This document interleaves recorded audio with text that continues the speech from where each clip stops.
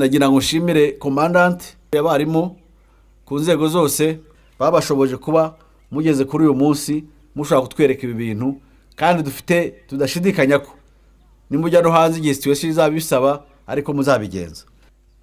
Rero baravuga ngo you fight the way you train, urwana uko watrainings. His Excellency yavuze ko ingabo afite ubu ngubu n'inzego za security muri rusange arizo yifuje kugera igihe cyose cyabayeho.